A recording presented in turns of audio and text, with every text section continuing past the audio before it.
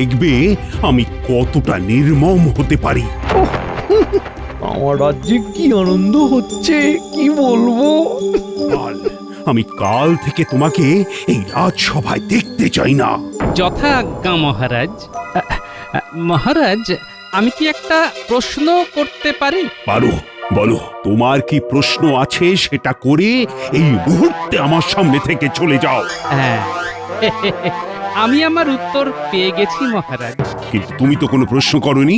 মহারাজ, অনেক সময় কোনো প্রশ্ন ছাড়াই মানুষ উত্তর দিয়ে দেয়, ঠিক সেই রকমই আমার প্রশ্ন করার আগেই আমার উত্তর পেয়ে গেছি, মানে আপনি দিয়ে দিয়েছেন। বিদায় মহারাজ। গোপাল, দাঁড়াও, তোমার ঔদ্ধত্য দেখে আমি আশ্চর্য হচ্ছি। তুমি আমাকে অপমান করার সাহস পাও কি করে? তোমার কি প্রশ্ন ছিল সেটা জানিয়ে যাও। আমার প্রশ্নটা খুবই নিরীহ মহারাজ। আপনি তখন বললেন কাল থেকে আমাকে যেন আপনি না দেখেন, কিন্তু আমি আজ কি করব সেটাই আমার জিজ্ঞাসা ছিল। আপনি তো উত্তর দিয়ে দিয়েছেন। আমি যাচ্ছি মহারাজ। কি সাহস! শুনুন শুনুন শুনুন, সমস্ত কৃষ্ণনগরবাসীর উদ্দেশ্যে মহারাজের ঘোষণা। সভাসদ গোপাল রাজসভা থেকে বহিষ্কৃত। মহারাজের সঙ্গে গোপালের কোনো সম্পর্ক নেই। রাজসভা সংক্রান্ত কোনো কাজের সাথে গোপাল আর যুক্ত নয়। শুনুন শুনুন শুনুন। মহারাজ পারলেন। অবশেষে মহারাজ পারলেন। ও আজ যে কি আনন্দ হচ্ছে না, ভাষায় প্রকাশ করতে পারবো না। ওরে বাবা, সারা কৃষ্ণনগরের হাওয়া কি মধুর, কি শীতল লাগছে। দেখলেন তো মন্ত্রী মশাই, আমার গণনা কি নির্ভুল? দেখলাম। এবার যে কাজটা আমাদের করতে হবে সেটা হলো গোপালকে একেবারে পাত্তারি গুটিয়ে এই কৃষ্ণনগরের সীমানা থেকে দূর করে দিতে হবে। না থাকবে বাঁশ আর না বাজবে বাঁশি। আজ খুব নিশ্চিন্ত লাগছে। গিন্নি, আর এক মুহূর্ত এখানে থাকবো না। ঠিক আছে, তুমি এখানে থাকো, আমি চলে যাই। একা? হ্যাঁ, প্রথমে ভেবেছিলাম তোমাকে নিয়েই চলে যাব, তারপরে মনে হলো না, আমি কষ্ট করতে পারি, কিন্তু তোমাকে কষ্টের মধ্যে ফেলে দেওয়া উচিত না। বলি আমার এখানে একা থাকতে তো কষ্ট হবে গো। আচ্ছা তুমি যাচ্ছ কেন? রাজসভার কাজ গেছে গিন্নি, কিছু করে তো আমার গ্রাসাচ্ছাদন করতে হবে। তোমাকে খাওয়াবো কি, কিছু তো করতে হবে গিন্নি। একা একা যুদ্ধ করা যায়? এই দেখো, আমি কোথায় একা যুদ্ধ করছি? আমরা দুজনেই তো যুদ্ধ করছি। আর একটা কথা জানবে, জয় সব সময় সাহসীদেরই হয়। আমি তো তোমার কোনো খবর পাবো না গো, আমার তো চিন্তা হবে। কোনো চিন্তা করো না গিন্নি, মাথার উপরে একটা ছাদের ব্যবস্থা করেই তোমাকে এখান থেকে নিয়ে যাব। আমি এখন একবার পুঁটিদের বাড়ি যাব, বুঝলে? তুমি ততক্ষণ আমার একটা থলেতে কিছু জামা কাপড় ভরে দাও। হ্যাঁ পুঁটি, জেগে আছিস? গোপাল দাদু না? হ্যাঁ গোপাল দাদু, জেগে আছি। যাবার আগে তোদের সাথে দেখা করতে এলাম রে পুঁটি। তুমি চলে যাবে? কোথায় যাবে? কোথায় যাব তা তো জানি না, যেখানেই যাব আমাকে নতুন করে শুরু করতে হবে রে। শোন পুঁটি, তোরা তোদের দিদিমার একটু খোঁজ খবর নিবি। হ্যাঁ, আমি আমার মাথার উপর ছাদ তৈরি করতে পারলেই তোদের দিদিমাকে এখান থেকে নিয়ে যাব। কিচ্ছু চিন্তা করো না গোপাল দাদা, আমরা রোজ দুবেলা খবর নেব। আর আমরাও পাঠশালা থেকে এসে সোজা দিদার কাছে চলে যাব। আচ্ছা গোপাল দাদা, মহারাজ তো তোমাকে কৃষ্ণনগর থেকে চলে যেতে বলেননি, তবু তুমি চলে যাচ্ছ কেন? আজ বলেননি, কাল তো বলতে পারেন, তাই আগে থেকে তৈরি হয়ে নিলাম। চলি রে।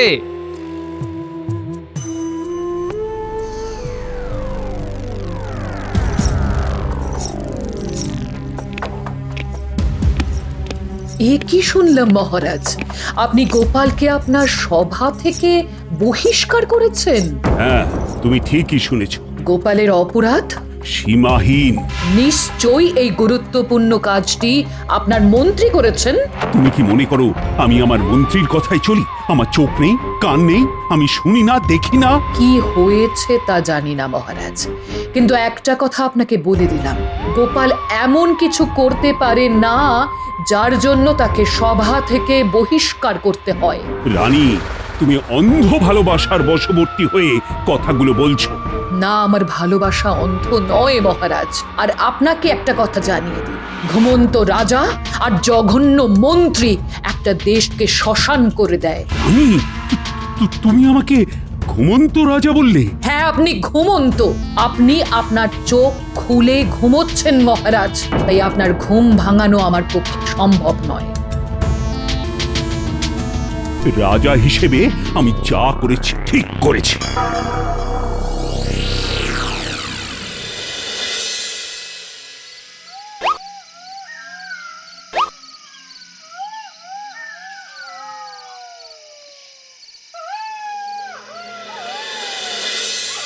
আজকের রাতটা এখানেই থাকি, সকাল হলে জায়গাটা একটু ঘুরে ফিরে দেখব। ওরে বাবা, কি ঘুটঘুটে অন্ধকার রে!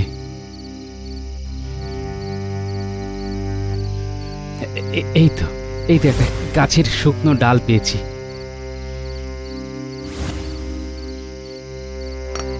দেখি তো, পাথর ঠুকে আগুন জ্বালাই। এই তো আগুন ধরেছে। এবার ঘরের ভেতরে ঢুকি। আগুন নেভাও। কে? আগে আগুন নেভাও, তারপর সব বলবো। আগে অন্ধকার হয়ে গেলে আমি তো কিছুই দেখতে পাবো না। এবার বলো, তুমি কে? এখানে কেন এসেছো? আবার মুখে মুখে কথাও বলছো। আপনি যেই হন ওই রকম ধমকাবেন না, বুকটা না ধকধক করছে।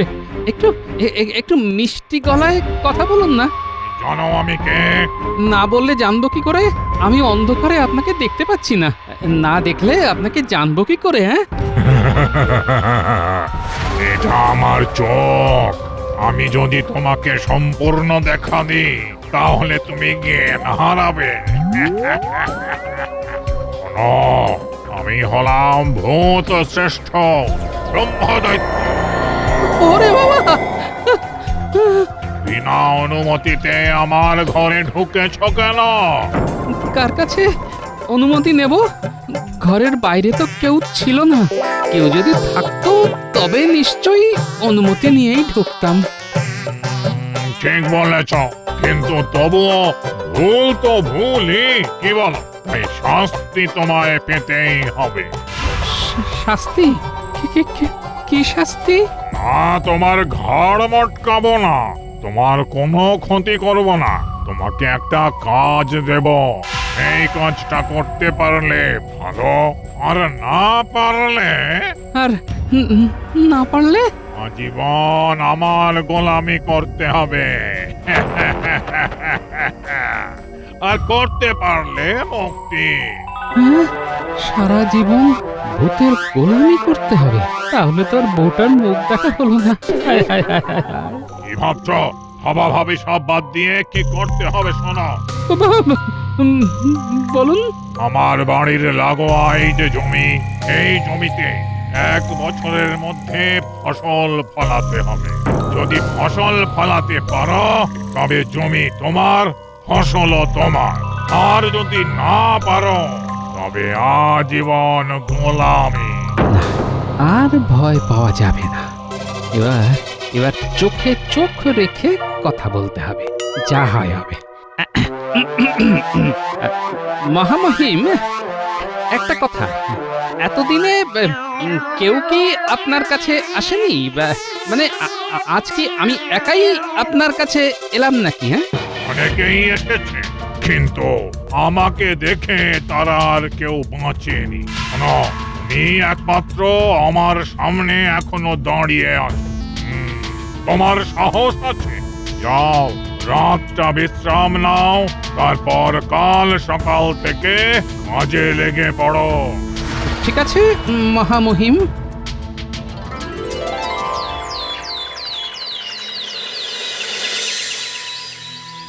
না না, কোনো চিন্তা করো না, আমরা সব সময় তোমার পাশে আছি। জানো দিদা, বাবা না বলেছে যে রাজ্যে গোপাল দাদা থাকবে না সেই রাজ্যে আমরাও থাকবো না।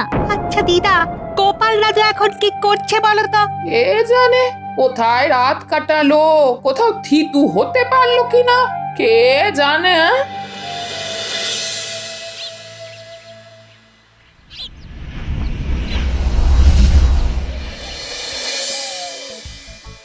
ওরে বাবা, এ তো পাথুরে জমি।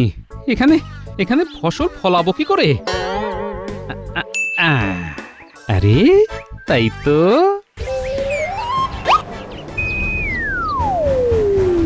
খুব কঠিন কাজ, কি তাই তো? পারবে না তো?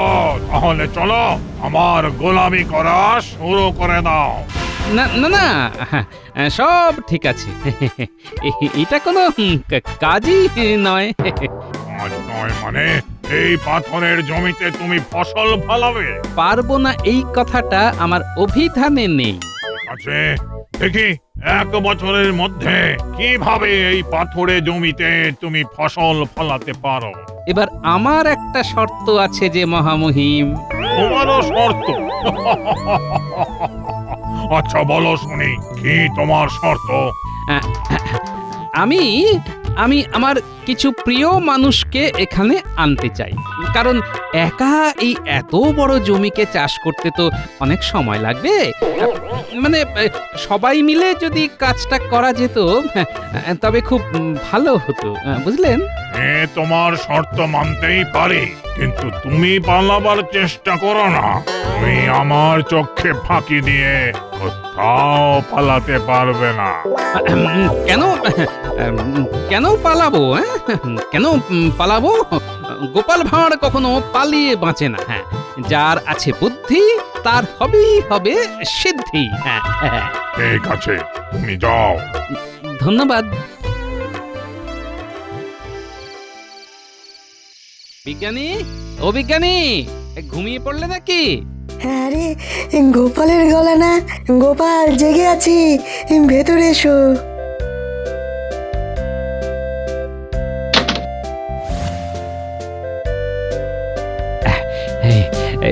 তোমার কাছে এলাম বিজ্ঞানী।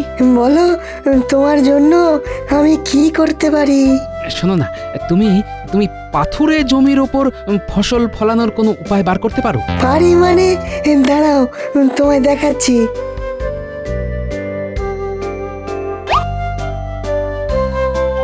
এই যে বয়ামের মধ্যে যে তরলটা আছে, এই তরলটা একটা বড় জল ভর্তি বালতির মধ্যে 2 ফোঁটা ফেলে দিয়ে সেই জল মাটিতে ছিটিয়ে দাও, তারপরে দেখো জাদু।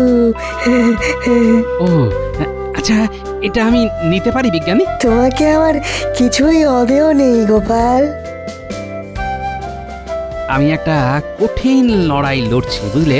সেই লড়াইয়ে আমার প্রিয় মানুষগুলোকে আমি পাশে চাই। আমি তোমার পাশে আছি গোপাল। তাহলে কাল সকালে আমরা যাব সেই লড়াইয়ের জায়গায়। বাহ, চলো নতুন জায়গায় আমরা নতুন ভাবে শুরু করব।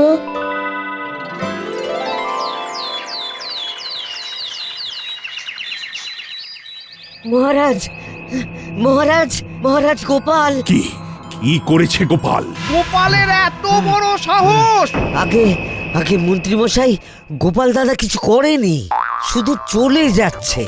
আমাদের রাজ্যের সীমানা শেষে যে পাথুরে প্রান্তর আছে সেইখানে চলে যাচ্ছে। ধুর, এই কে রে? আরে চলে যাচ্ছে তো ভালোই হচ্ছে। শুধু গোপাল দাদা তো যাচ্ছে না, সাথে অর্ধেক কৃষ্ণনগরও চলে যাচ্ছে। মানে আমাদের বিজ্ঞানী মশাইও তো দেখলাম গোপাল দাদার সাথে হাসতে হাসতে চলেছে, সাথে সভাকবিও আছে। এই এই মন্ত্রী, এসব কি হচ্ছে? গোপাল আমাদের সাথে এই সব করতে পারে না, কিছুতেই না। গোপালকে থামাতেই হবে। কাকে থামাবেন মহারাজ? গোপালকে? গোপালকে থামিয়ে কি হবে মহারাজ? যারা যাচ্ছে তারা স্বেচ্ছায় যাচ্ছে, এই যেমন আমিও যাচ্ছি। রানী, কি বলছো কি তুমি? তুমি এখান থেকে চলে যাবে? না না না না না, এ হতে পারে না। না মহারাজ, না। আপনার কাছে আর এক মুহূর্তও নয়, এক একটা সহজ কথা যে সহজভাবে নিতে পারে না, তার কাছে আর যাই হোক থাকা যায় না। চলি, ভালো থাকবেন। চলো দাসী।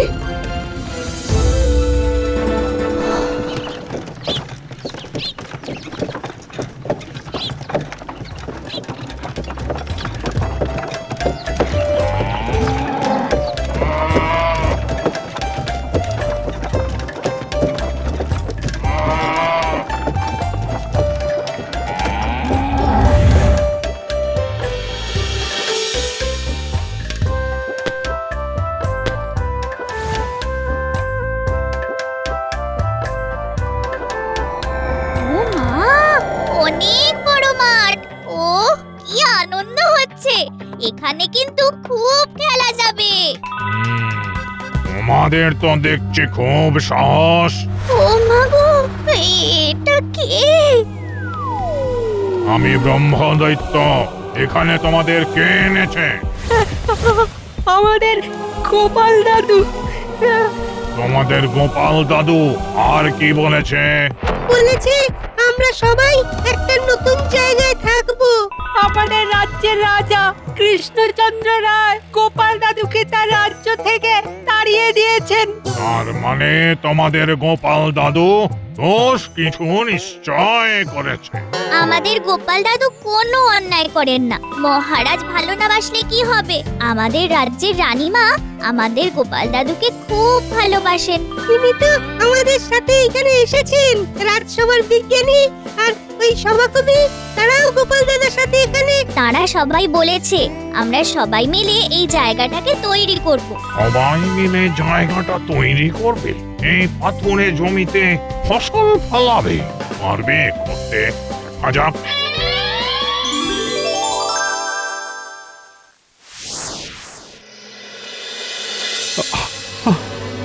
আমি কি তাহলে ভুল করলাম? হ্যাঁ, অবশ্যই ভুল করেছো। তোমার এটা বোকা বোকা রাগ। বোকা বোকা রাগ। সেদিনের ঘটনাটা একবার মনে করে দেখো। আজ গোপালের পেছনে লাগবো। পেয়েছি। এক কথাতে গোপালকে রাগিয়ে দেব। গোপাল, এই গাধা সম্পর্কে তোমার কি ধারণা? কেন মহারাজ, হঠাৎ সবকিছু ছেড়ে এই গাধা নিয়ে আলোচনা করার অর্থ? তুমি আমার সামনে এসে দাঁড়াও, বলছি। এবার বলুন মহারাজ। আচ্ছা গোপাল, আমি কি আমার সামনে একটি গাধাকে দেখছি? হ্যাঁ মহারাজ, আমি যদি একটা আয়না হই তাহলে আপনি ঠিকই দেখছেন। মহারাজ, গোপাল আপনাকে উল্টে গাধা বললো। ছি গোপাল, ছি! তুমি তুমি পারলে? মহারাজ গাধা? হ্যাঁ, আমি মহারাজকে গাধা বলবো? আরে, আপনি কি পাগল হলেন? মহারাজ আমাকে একটা প্রশ্ন করেছেন, আমি তার উত্তরটা একটু রসিকতা করে দিয়েছি। মহারাজ তো এই ধরনের উত্তরে মজা পান। তুমি আমাকে কায়দা করে গাধা বলে দিলে, আর আমি এই কথাতে মজা পাবো? না না, আমি আপনাকে গাধা বলিনি মহারাজ। সত্যি বড় ভুল হয়ে গেছে।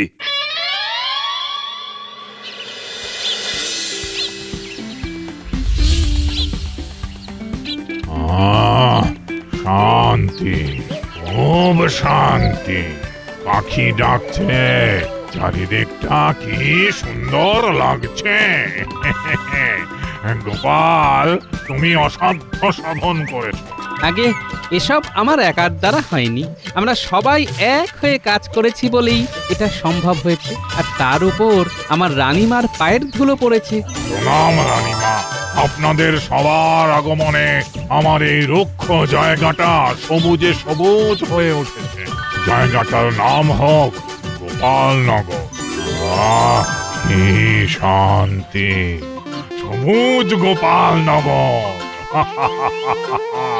খুব ভালো নাম। তাহলে আজ থেকে আমাদের ঠিকানা এই গোপালনগর। হ্যাঁ, যাক, আমার একটা ভালো আস্তানা পাওয়া গেল। এবার থেকে গাছের ওপর ঠ্যাং ঝুলিয়ে বসতে পারবো।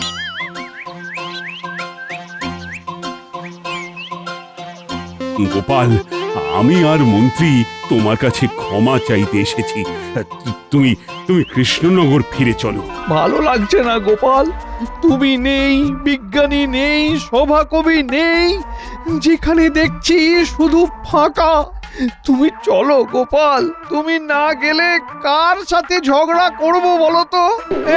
এখন তো আর আমার পক্ষে এই গোপালনগর ছেড়ে কোথাও যাওয়া সম্ভব নয়। তার মানে তুমি আর যাবে না? গোপাল, এই সমস্যার একটা সমাধান আমি করে দিই।